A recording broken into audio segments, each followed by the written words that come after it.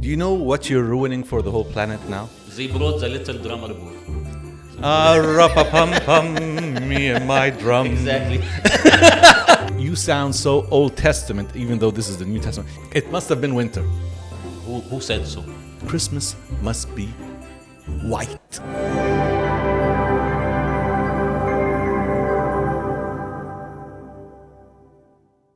Hi, Danny.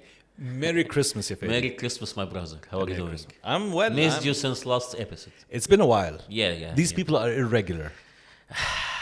I don't want to judge anyone, but it's a Christmas season, so God forgives them. Yeah. You're a benevolent one, but I will judge for you, and I will tell you these people are irregular, and I am, well, they get their due, pay. I am irregular as well. I'm always on time, you know. Yes, sure. Tell me about the outfit. I feel we are Christmas, but in the southern hemisphere, right? Because like we're in t-shirts, we're in summer clothes. It's like as if we're in Australia, we're in Florida, where Christmas is actually New Year's is summer, and in Australia, and it doesn't make sense to it. Almost all respect to everyone, but it doesn't make sense. Christmas must be white. Christmas in winter. Otherwise, I will not feel it's really Christmas. No way. But if you ask me, red is the color for Christmas. The original red in Christmas is Santa's red. Yes. Okay? That makes sense. So historically, Santa was wearing red all the time, basically. Historically, as far as I know, Santa was not there at Christmas. Yes, they linked him somewhere. Santa is, sometimes I think people should not have Santa with Christmas. Because really, I thought Santa got me gifts in our home and at our house. I thought Santa got me gifts, and my mom enjoys the big socks hanging by the fireplace, 200%. And like I would go and find presents underneath the Christmas tree or in the Christmas stockings and everything, and I thought Santa was real. Santa is real. Until one day, my mother never stopped telling the story. One day, a cousin of mine tells my brother, "Did you know that Santa's not real? It's your parents who get you the gifts." And my brother came back home crying, and we discovered the ugly truth that Santa is not real. So I would like to warn the guys watching us and the kids. We are not aiming to destroy your fantasy about Santa, but this is maybe historical truth. Santa was not there at the time of Christmas, right, Danny? Surely. So Santa never existed. Yes. But how the link came between Santa and there is a real personality called Saint Nicholas, right? How did make this link together? Santa Claus is Saint Nicholas? Yes. What was he German? I mean, Santa Claus sounds very German. No, if you ask historically me. he was from he was a bishop of a city called Myra. Okay. As far as I understand, this was in Asia Minor. Okay. And historically, he was attending the Council of Nicaea in the year 325. Okay. And also there is a legend that he met Arius, the heretic, and he kicked him in the face because very Christian. Exactly. He felt offended about his heresy. Okay. But myself, I believe it's a fake. It's a parody. So it's not true. I really hope so. Yeah. Violent bishops are not the thing. But the man existed. Yes, and he was known for his charity works. In his story, even he is celebrated as saint in our Coptic church, and he was known as a man who was seeking the poor and giving alms and trying to help some poor people, especially a man that had several daughters, and he wanted to help him get them married. So he was dropping some money, we can say amounts of money, near the door of the house, and he knocks and go away until the man discovered this after a while. So he's known for his charitable works. Okay. I didn't know that story, except not far back, but I did know that the Coptic Church really did think of Saint Nicholas. As I say, I was attending this Sunday school morning one day, and there was this teacher having a group of children, and they were like going to to what's it called, to the not the church club, and they had a playground, and they had this slogan. They were cheering like "Wala عارفين القديس بتاعنا قديس نيقولاوس." It was like quite a thing. That's when I knew that the church actually thought of Saint Nicholas as a saint, because he was actually teaching the boys at Sunday school that he's a saint. Yes. But the thing with, you would not have remembered Saint Nicholas if it weren't for his deeds. And True. Maybe not, this is a link with the Christmas, because Christmas is a time where we should give. We should try to help others. And maybe linking Santa Claus or Saint Nicholas to the Christmas time is a message to tell us we need to help the poor, we need to give. It's not about celebrating with lights and a tree and so on. The real meaning is to help others, right? I believe so. you're very Christian. You're too Christian, if you ask me. But yeah, the thing is, let me tell you something. It sometimes also baffles me when I have some non-Christian friends who come to me and they say, "It's Christmas. I'm getting you a gift for Christmas. What are you getting me?" So gift exchanging is very common in Christmas. It's almost like a cultural habit, True. more than it being something related to Christmas. When you say Christmas, I understand Christ, okay, in the word. So The reason for the season. the reason for excellent, 200%. But Christmas, I mean, I didn't get the MAS part, because I read somewhere that Mass is coming from the Old English of Mass, MASS, which is a celebration of the liturgy and the Eucharist in the church, because Christmas usually is related to, or every Christian celebration usually is related to some liturgical prayer, which the core of it for sure is the liturgy, the Mass. So Christmas is the Mass for celebrating the eve of the birth of Christ.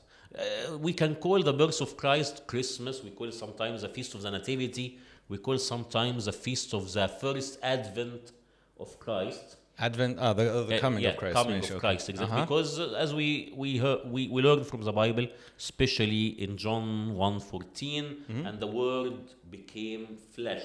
So we are celebrating the incarnation of the Word, the second person in the Trinity. Excellent. You keep telling these amazing stories, but they are always confusing. Why, Danny? Yeah, Habibi, because for the simple fact, you are talking about Christmas, you're talking about liturgy, you're talking about 2 to 3 hours, and we have a whole season for Christmas starting sometime late November. And once Thanksgiving ends, which is around the 25th of November, and then Christmas starts the very next day, the season starts, ends 25th of December on the western side of the world. Right here, it ends on the 7th of Jan, which is another discrepancy, and I'm that's getting a big story. I need to know this because I have a sketchy understanding of it, but not very. So, is it like a religious season, or is it a shopping season, or a festivity season? Or, I mean, why a season? Is this church related in any way? Let me respond to this by asking a question. Oh God. When was Jesus actually born? Winterish. It's in if you look at the stories, you look at you look at the films, it's all winter. How did you know? Look at the Christmas tree, it has snowballs, it has Frosty the Snowman. Where is the Christmas tree in the Bible? Ya Rabbi. What do you mean, where's the Christmas?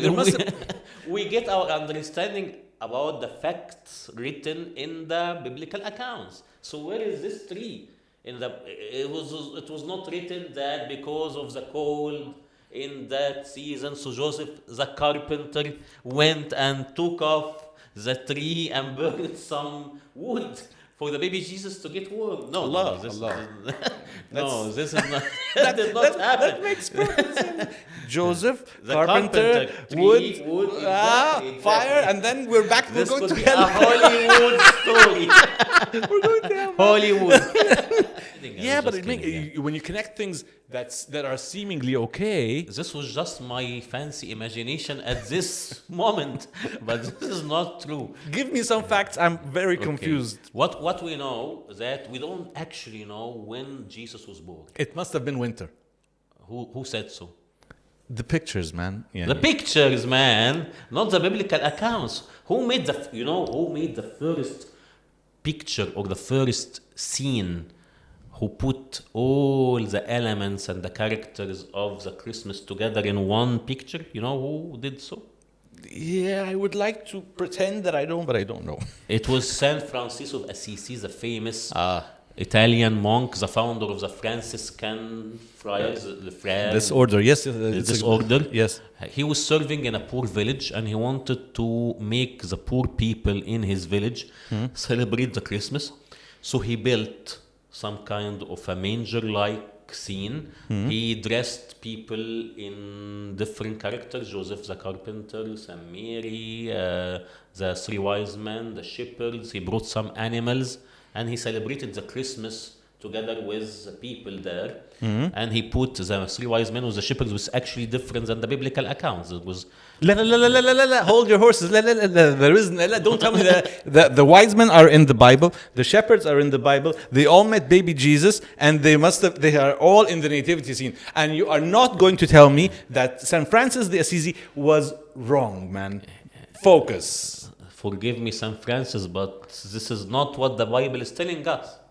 The Bible is telling us in the book of St. Luke that the shepherds knew about the birth of Christ from the angels, while they were standing awake at night, and they went to see baby Jesus in the manger. And the Bible is telling us babe Jesus, baby, like baby. So far, so good. Okay, but the book of St. Matthew is telling about the visit of the three wise men when the baby Jesus was now in the book of Matthew called child Jesus, which means he grew up a little bit, and the visit was in the house, not in the manger. So historically speaking, there were like 2 years difference between the visit of the shepherd at the manger or the stable and the visit of the three wise men in the house. Hold your horses, Bashan. You're getting... You want some sugar? I love it, man. Okay, we're getting carried away. Okay, Madish. Okay, one thing at a time. The house and the manger are both in the same city. Yes, Bethlehem. Correct. خلاص بقى. Correct. Then it's the same time, man. No. No. Yeah. Okay, let me ask another question. Why Herod ordered to kill the children of Bethlehem from who aged 2 years old and below? Specifically, why 2 years old and below? Because the star appeared at the time of the birth of Christ. True, that's a fact. The three wise men saw this star while they were in Persia, current day Iran, and they started to travel following the star to Palestine until they arrived. They entered Jerusalem. They asked King Herod. He summoned the scribes and the priests. He asked them, where should the Messiah be born? They told him, according to the prophecy, it should be in Bethlehem, Bethlehem Ephrathah, because there were two different Bethlehem. Okay. But this one specifically is Bethlehem of Judah. Okay. So he told them, go worship and come tell me about the place. They followed the star again, and they went to the house. Baby Jesus was 2 years old almost. They gave him the presents. They saw a vision. They went back home. You are mixing up my life, ya Fadi. This star, the one on top of this tree, was not in Bethlehem at the time of Jesus' birth. It was not in Israel. It was in Iran. It was in Persia. No, it was in the sky. Everyone could see it. So, it started to appear once Jesus was born. So you're telling me that this star was in Israel, and the Persians, they saw the star? Yes, because they were very talented in astronomy.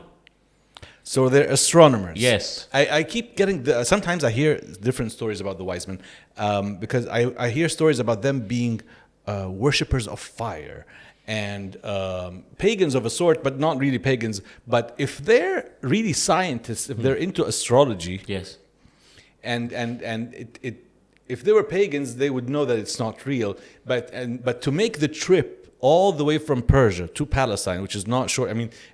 All the pictures, again, the pictures, I hope they're correct this time. The pictures have them going on by camel, going on by camel, going on by camel.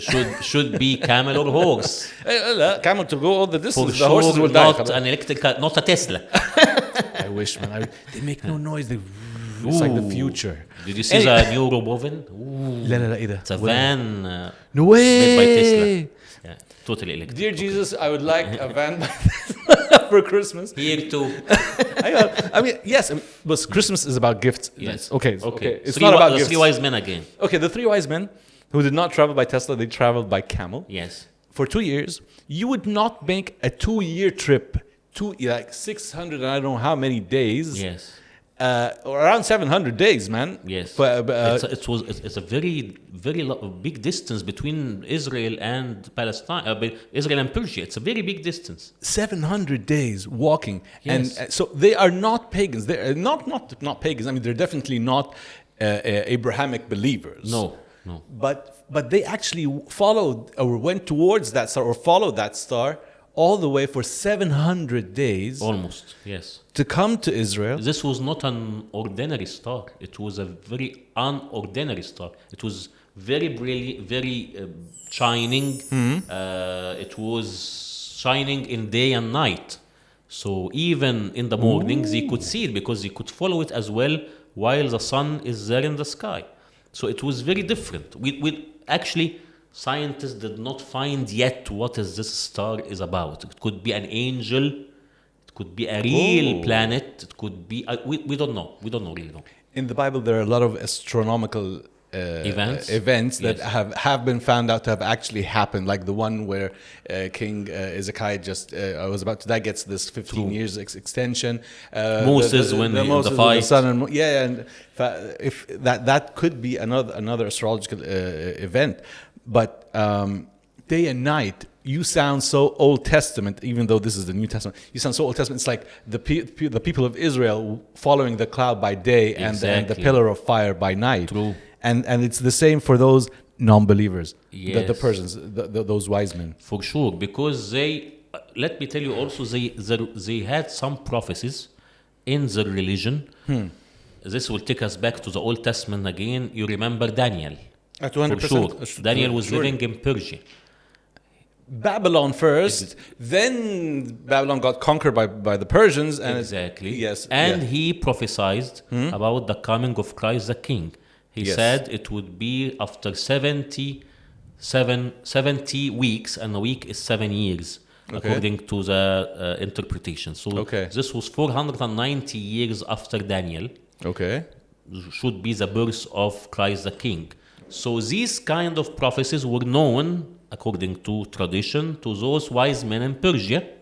When they saw the star and they coordinated this with the prophecies they have, they knew that this star was very, very unique, and it was coming to tell us about a huge event that is happening on planet Earth. So they followed the star, maybe according to curiosity as well, as astronomers. They wanted to know where this is ending up. They entered Jerusalem because they were like ministers coming from Persia. They were met by King Herod in the palace, and the sequence of events happened after that. What you're saying is that Jewish tradition or Jewish prophecies affected what was or had a counterpart in Persian religions, or that affected this one, and then the astronomers got affected by that and made the trip all the way. Because those one who made the prophecies were not Israelites. Daniel was an Israelite, but he was living there in Persia. Yes. So, and they know him as one good and great man and minister and scientist and everything. Here's how I know that what you're saying is true. Because it was not King Herod who asked them to come to him. They went straight to the palace. True. They are such big shots that they went straight to the palace.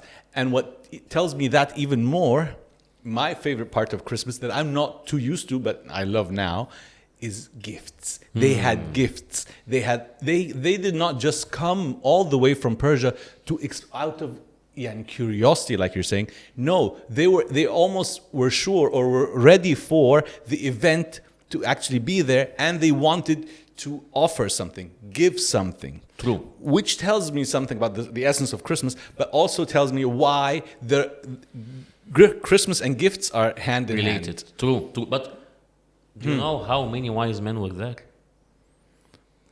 My God, more confusion.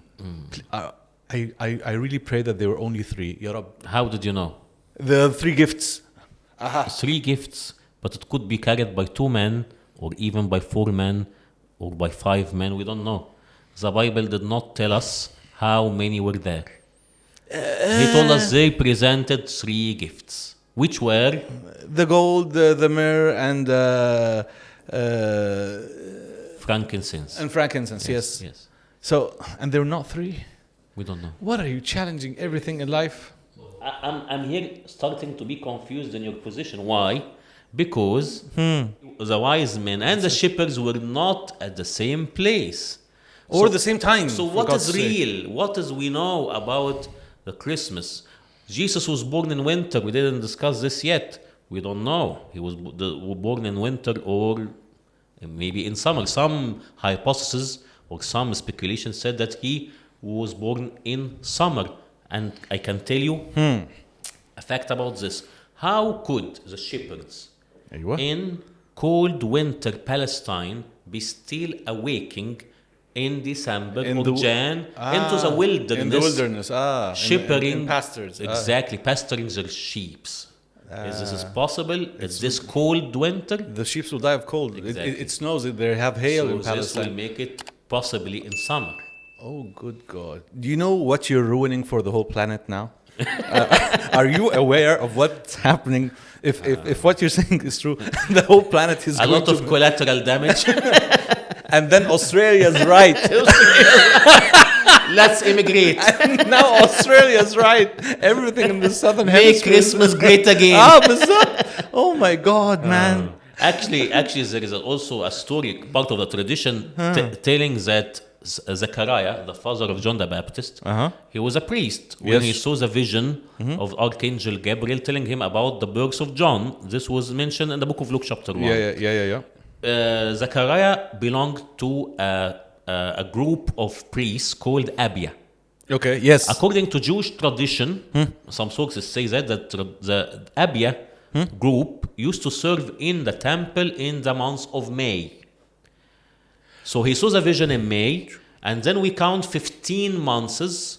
Because John the Baptist is 6 months older. Exactly. So 6 and 9, so that's how you get 15. So 15 months, which 1 year and 3 months. This will take us to end of August, beginning of September, the birth of Christ. Okay, here's the thing. Okay. What connects everyone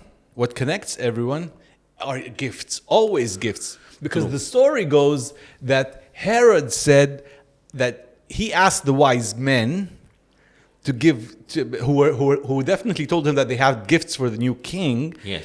He told them, go find out. He asked the Pharisees, and then he told them, go find out where the king is so that I may come and probably offer gifts as well. True. So everyone came with a gift. Okay. Did Herod ever give a gift? What was his gift? I mean, everyone in the story has a gift. Did he have a gift? Unfortunately, it was not a gift. It was a massacre.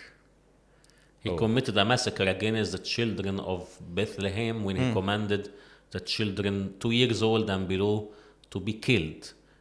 Because what he heard from the 3 wise men, or the wise men and the scribes and the Pharisees and so on, that a newborn king is there. So he was afraid that his throne will be overthrown. Overthrown, and then that's why he wanted to kill this baby Jesus, this baby Messiah, whatever. Oh my God. Oh my, so like a human sacrifice, if you ask me, almost. I mean, he just... Do you want another fact-breaking question? How many kids were killed in Bethlehem massacre? Okay, off the top of my head, well, the population wasn't that great. I don't know why 50,000 sounds right. Some people say it's 144,000 because this was a number written in the book of Revelation. Yes. But as you said, the population was not that great. Yeah. So it's almost like could be 200 kids or something like Only this. 200. Yeah, Well, all- that's this could be fair enough. Yeah, one child is enough, man. One child is enough. Yes, I mean, one child.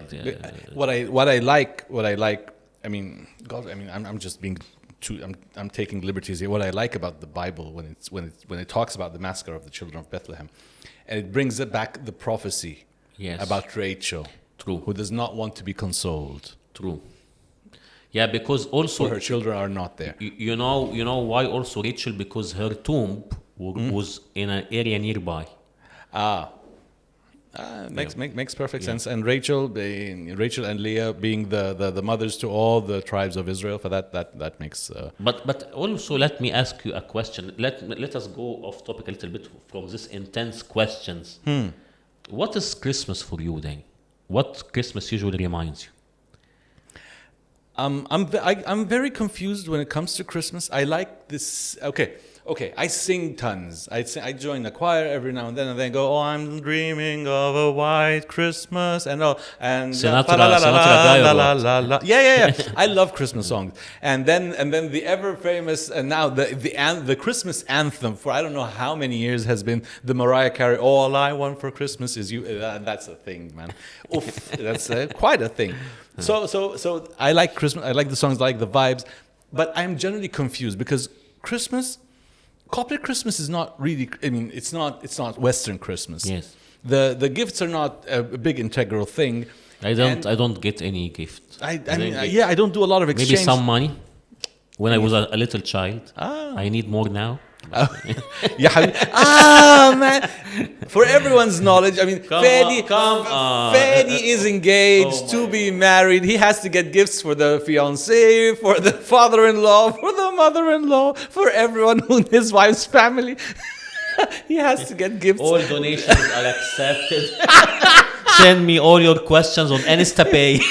Christmas is a bit confusing because Coptic Christmas, when you go to church during Christmas, it's and especially a bit later in Christmas, it's Kiek, which is a Coptic month, and Kiek has like all these different hymns, and they're very Egyptian. Yeah, I mean, not very Coptic, more Arabic than anything. I mean, at least I grew up to listening to the Coptic, the Kiek hymns in Arabic more than in Coptic. I know that they originated from Coptic, they must have, but I'm used to them in Arabic.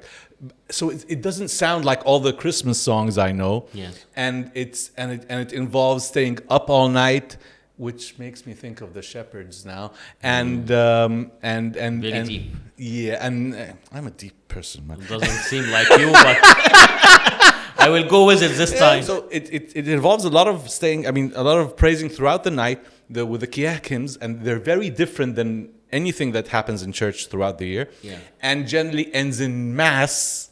True. Yeah, yes, because I mean, ideally you'd have the midnight hymns, the praise and worship period, and then you'd ideally hook it up with with matins and then mass. Yeah. So we can say that you like the season in the Coptic forms because of the vibes, Coptic vibes. It makes sense why it's a season. To me, it makes sense why it's a season because the hymns are different and the prayers are different, and what you say during liturgy is different. It's not one night celebration. It's a whole month. Yes, that's to me the Coptic way is what makes it more of a season, and it's not about the shopping, and it's not about the merchandise, and it's not about Santa, and it's not about the tree or the gifts or the reindeers or I don't know who, as opposed to what happens to my friends who are in London or in New York or in Paris or anywhere else. They tell me Christmas, the shopping, and then we wait for the day after Christmas, the 26th of December. It's Boxing Day. Everything is going to Boxing. Everything goes cheaper. Now with the gifts, you would say like King Herod sent all these souls up to heaven, but he was an evil man. You cannot. I didn't say it's a gift, but he did the complete opposite. He took off souls, and they took the lives of children from their mothers. So this was a horrible things to do. Okay, before we get to the shepherds and angels, the star. Yes. Did the star bring a gift? I believe if we are talking about the metaphoric meaning, yes, it brought a gift, which is the gift of guidance. It guided the wise men from Persia until they reached Palestine, until as I can say, this star represents Google Maps of today. I saw a cartoon of that. They have, it says there's a location, a pin. Exactly. Where if Nativity happened today, the wise men would be like following their GPS. Exactly. Location, Bethlehem here, Jesus here. Yeah. You have arrived to your destination. Merry Christmas. Nice. Welcome home. Merry Christmas. Nice one, Yavedi. Okay, but let me tell you something. And here's the thing, because we're going to come to other people and their gifts, because everyone has offered something in Christmas. Yes. The star was just being itself. The star did not give anything. You're talking about guidance, and I agree. It makes sense. But I think I would also add to that the best thing is that who you are and what you can do, you offer it wholly and completely to God. And that's more than just a gift. The wise men, they came, they gave their three gifts with their interpretations of what everything means. But it's not just the actual physical gift. It's what they have done. It's the journey itself. True. 700 days coming, another 700 days going back, and the time in between. So what you are saying is that the real meaning of the gift is not the gift itself, but the effort accomplished or exhorted behind these gifts, right?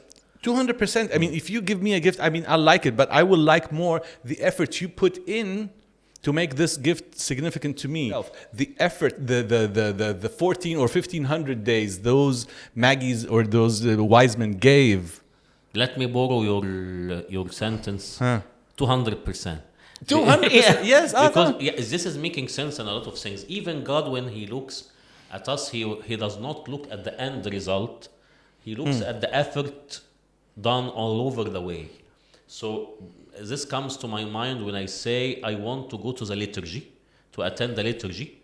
I can be there, but I have a lot of struggles to go there. I have to sleep early. I have to fast for at least 9 hours according to Coptic tradition. I have to wake up early against my comfort zone. I have to go early and attend. He looks at this effort, not only the end result, right? Okay. I believe so. Yeah, it makes sense.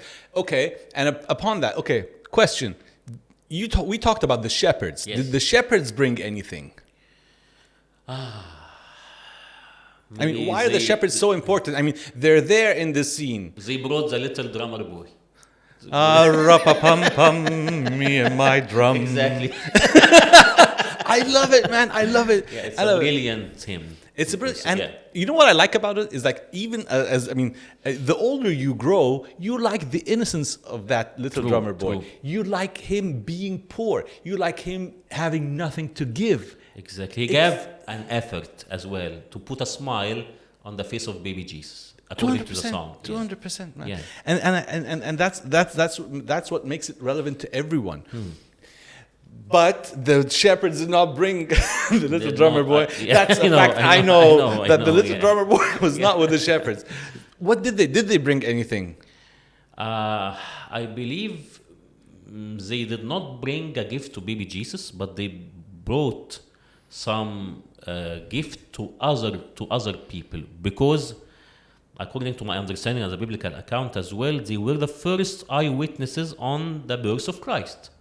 They came there, they heard the good news from the angels singing in heaven. They went directly to the manger, which was nearby Bethlehem. Okay. They saw baby Jesus, and they took this good news, I believe, and they went spreading it to other people. They told them, No way. You think? today we saw the Messiah, the Christ, the long-awaited Messiah was finally born, because they heard this from the angels. Correction, they did not hear it, they saw it too. Exactly, they saw it. They saw it, man. So they saw all the prophecies of 2,000 years were finally fulfilled. More than 5,000 years were finally fulfilled. So I believe they wanted to share this with other people. They saw something extraordinary, and maybe when they went to the manger, they heard again that this was born out of a virgin. So this is another miracle to share. Oh. And we know that shepherds are belonging to, for sure, a poor community. Generally, so this yeah. is giving us another message. Jesus did not come for rich men. He came for very ordinary people. He was born in a manger in a very poor place because he did not find a bed, a soft and comfort bed to be born in. He was just born in a manger. You know how the manger looked like? Maybe we can have some pictures. Will that look like the nativity? Will that be accurate? For God's sake, please. Please Google the word manger, how it looks like. The manger is some place. It's coming from manger en français, Which is to eat. To eat. So this is a place where the animals take their food out of it. Okay. So it's a small place, usually made out of some rock, and they put The rock is for water, isn't it? Well, the wood is for food. The rock is to have the water, like to contain the water. Because it could be like this, or some kind of stone. Okay. And there is some hay inside, and Jesus was put there so he could be like his bed. It could be something like this. wooden box. Okay. Wooden boxes could be out of stone. The real one, I saw some pictures coming from Must be bigger though. the Holy Land. I think this one is custom made to fit Jesus. I think they had I think it must have been a bigger one for all the animals in the barn over there, or in that manger. So it was something like this, a small place where they used to put the food. So it could be something like this. This could be a manger. Interesting. So Brand new to me. No way. You see, that makes it cold. But that would be interesting in summer. Exactly. Aha! I know where you're getting at. You're going to get us all like kicked out of every church. No one will take us. Come on. No one will take us. No. What I'm trying to say, maybe here, I don't want to. Maybe this can be said as well in conclusion. But what I wanted to stress on all over the way. It's not about the celebrations, it's not about the gifts, it's not about everything. It's about Jesus is born. Jesus, this historical moment, and he should be born every day in my heart. This is not just about one day, one night. He should be born in my heart every single day of my life. This is the bottom line of Christmas. You're getting ahead of me. Apart from being ahead of everyone else, you're getting ahead of me. I will, and what are you trying to be? You're not even trying to be a priest. You're trying to be a bishop. Are you running to be a pope? Come on, what about this? Malish, wrong church, man. Sorry. Can't be a pope here. That's taken. So, Danny, I don't think that the time for this episode will be enough to continue all the discussions and all the characters and the gifts and so on. So if we want our audience to continue with us, what should they do? They should like, they should subscribe, they should activate the bell button. Yes. And then we will continue with you. Wait for us in the next episode of the broadcast.